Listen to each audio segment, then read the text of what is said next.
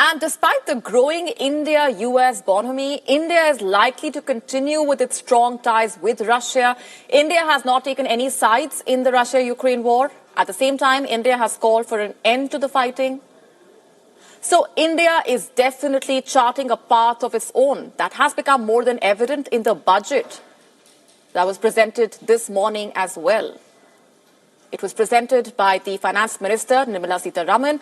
Her budget speech lasted 1 hour, 25 minutes. The main focus of the budget is to help create a prosperous and inclusive society by 2047. That is when India would be completing 100 years of independence. India aspires to be a superpower by then, and India has a blueprint ready for the next 25 years leading to 2047. The coming 25 years have been aptly branded by the Indian Prime Minister Narendra Modi as Amrit Kal in Hindu religious scriptures. Amrit Kal is regarded as an auspicious period, the period with plethora of opportunities. Sitharaman called today's budget as the first in Amrit Kal. Sitharaman said India would be spending $550.7 billion in the upcoming fiscal. That is an increase of over 7% from the last budget. India's focus is on ramping government spending to boost economic growth and create jobs. After all, there is a general election in 2024. The BJP-led NDA is seeking a third consecutive term. And then there are a slew of state elections scheduled this year as well. Let's just analyze the budget in some detail first. Let's start with the 7 priority areas of the government in the budget. They were spelled out by the minister in her budget address. The 7 priorities have been called as Saptarishi, which would guide India in the Amrit Kal.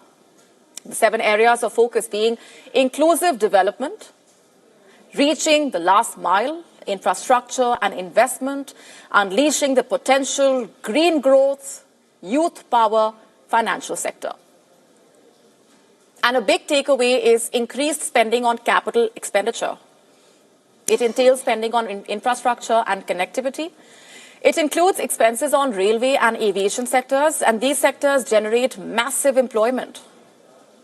India's capex is slated to be over $122 billion in 2023 to 24, and that would be 3.3% of the GDP. That is an increase of 33% from last year. Similarly, India will also ramp up its defense, education, and health spending. Let's now talk about the focus on green energy transition. India will be introducing these initiatives to achieve transition towards a green economy as the country eyes achieving net zero emissions by 2070.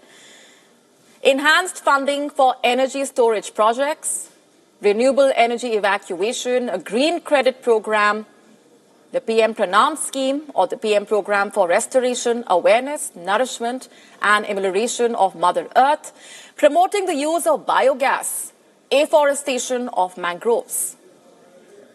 The Finance Minister also announced the creation of 3 centers of excellence. She said these centers would boost India's artificial intelligence or AI capabilities.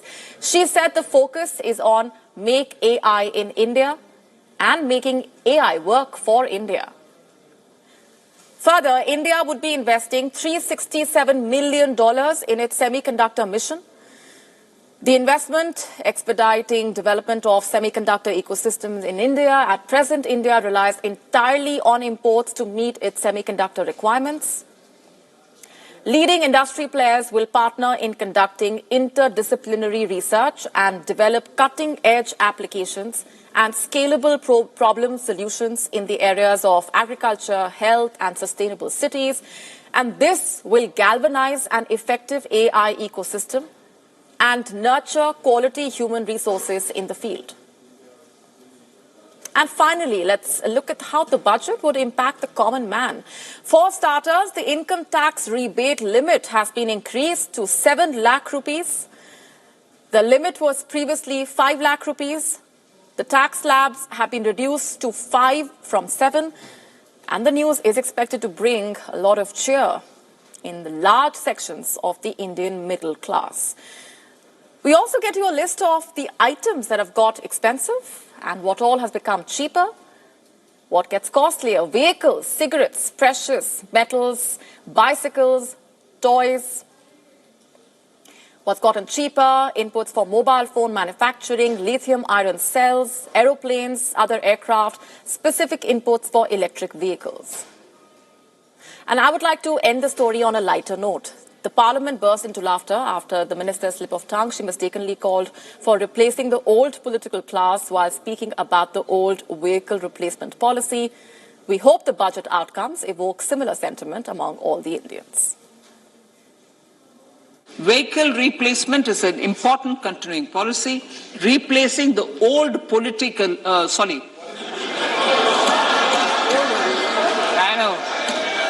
replacing, absolutely, thank you, replacing old polluting vehicles, may be applicable, right? Replacing old polluting vehicles is an important part of greening our economy.